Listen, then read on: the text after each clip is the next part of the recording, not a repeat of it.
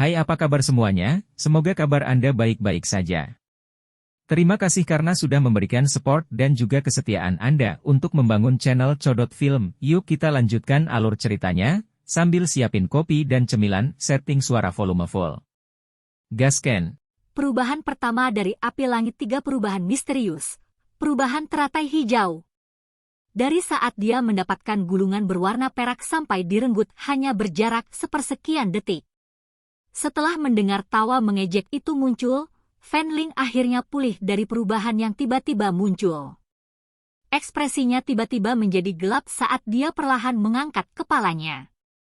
Tatapannya tajam saat dia menatap orang berjubah hitam di cabang pohon.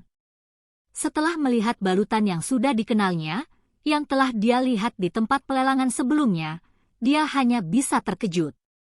Dia segera berkata dengan suara gelap dan dingin, "Ini kamu."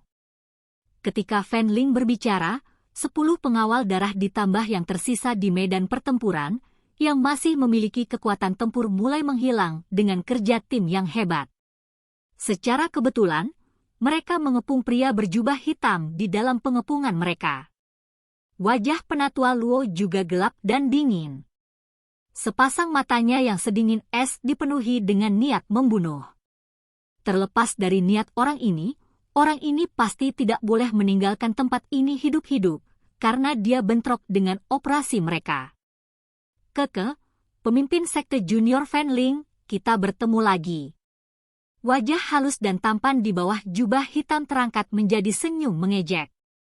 Xiao Yan bermain dengan gulungan berwarna perak di tangannya, dan tidak peduli dengan pengawal darah yang benar-benar mengelilinginya saat dia tertawa pelan. Serahkan gulungan itu dan aku akan meninggalkan mayatmu dalam keadaan utuh. Pisau panjang di tangan Fan Ling, yang secerah darah cair, diarahkan ke Xiao Yan. Kata-kata gelap dan khusyuk dari Fan Ling memiliki niat membunuh yang gelap dan dingin keluar dari mereka. Xiao Yan mengangkat bahunya. Tidak hanya dia mengabaikan Fan Ling, tetapi dia juga menjentikan tangannya dan gulungan berwarna perak di tangannya diputar dan disimpan ke dalam cincin penyimpanannya. Bagus! Sudut mulut Fan Ling bergerak-gerak saat melihat tindakan Xiao Yan. Warna hijau yang marah muncul di wajah putih pucat Fan Ling.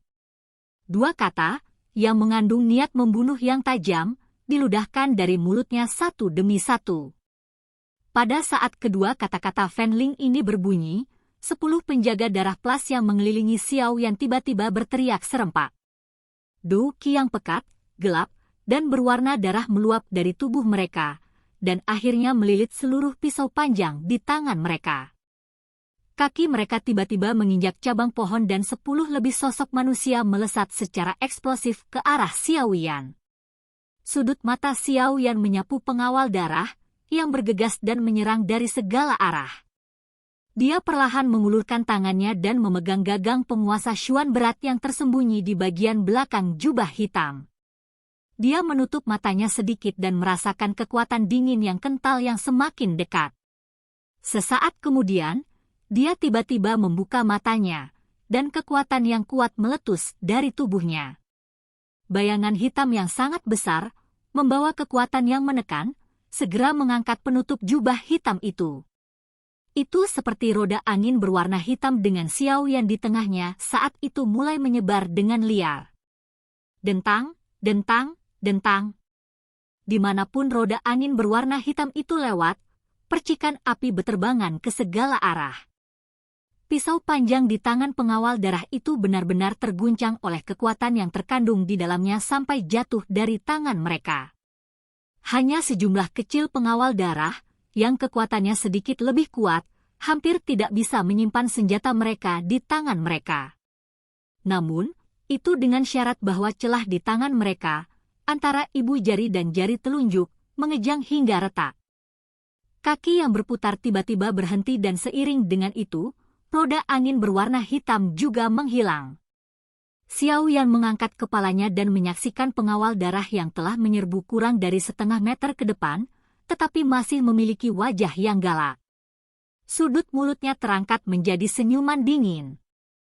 Kakinya tiba-tiba menginjak batang pohon dan mengikuti ledakan energi, tubuhnya berubah menjadi bayangan hitam secepat kilat.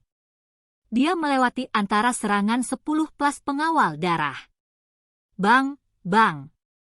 Saat tubuhnya melewati, suara teredam berulang kali terdengar. Setiap kali suara teredam dikeluarkan, akan ada Bloodguard yang akan memuntahkan darah segar dan jatuh ke cabang yang lebat sebelum menghantam tanah dengan keras.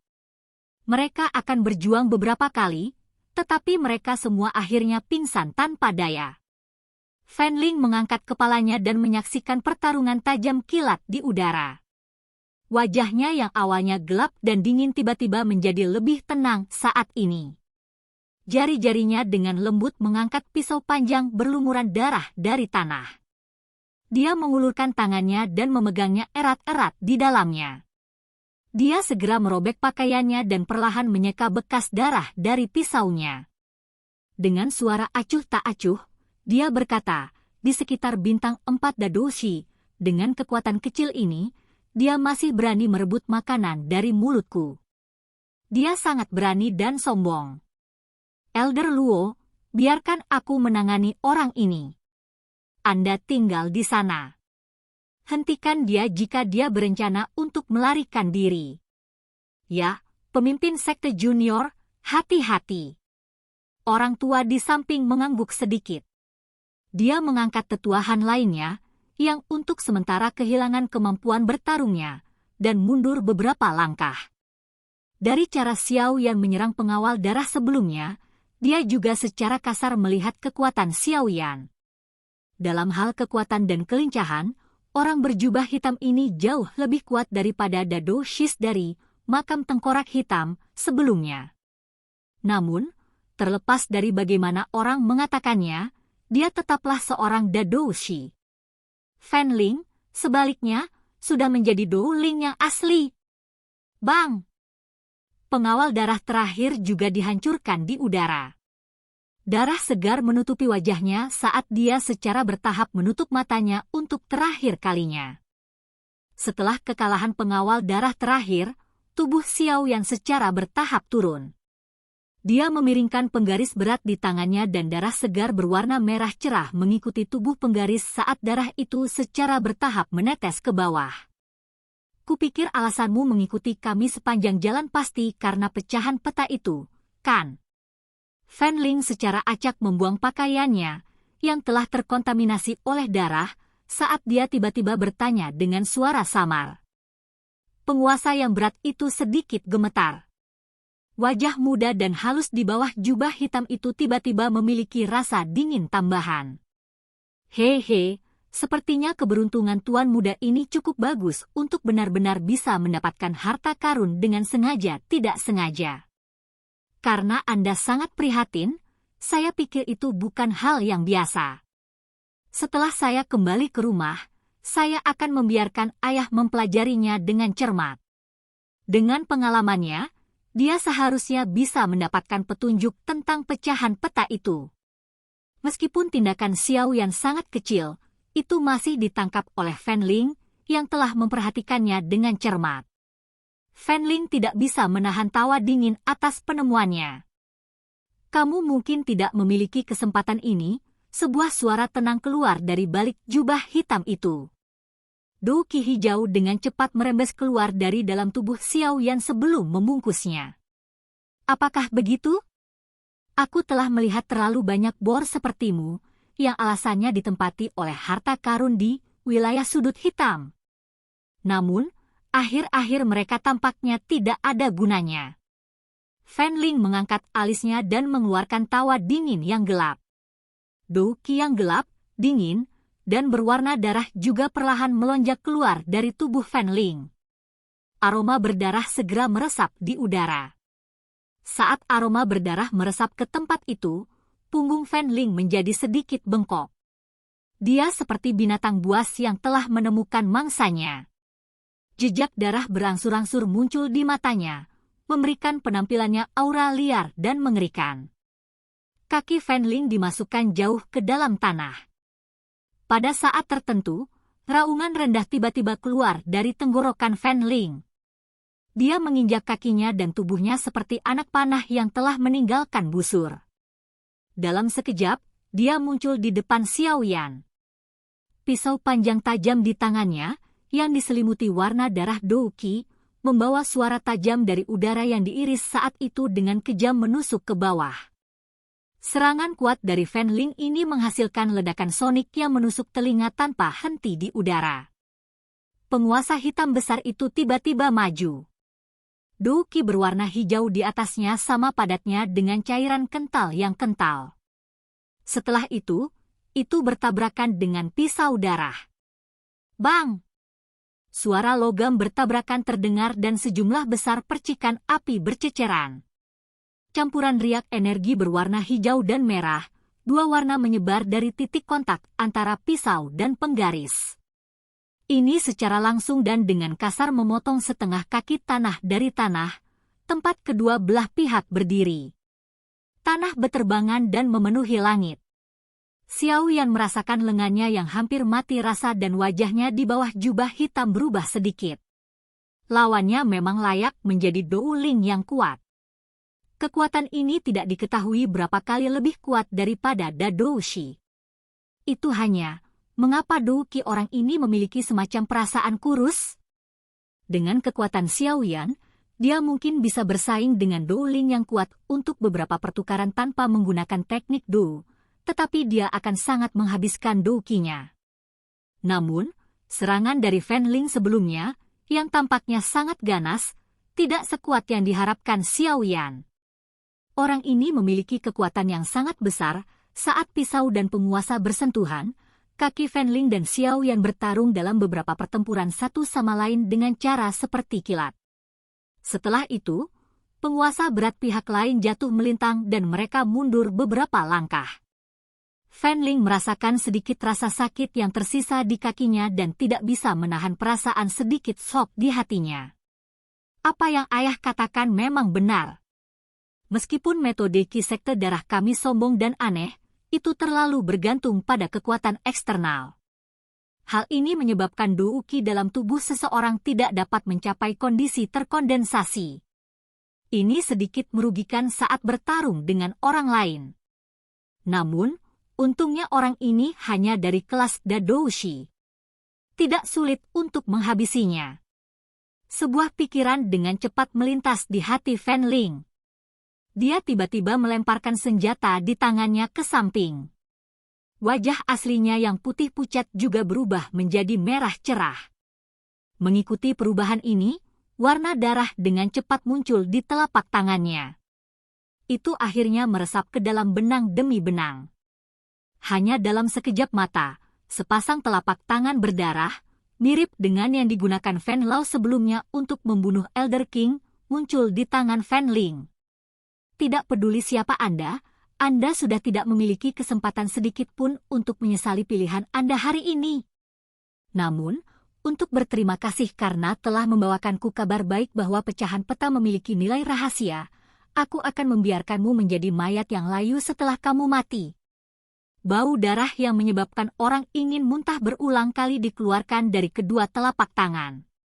Fan Ling mengangkat kepalanya dan tersenyum lebar pada Xiaoyan.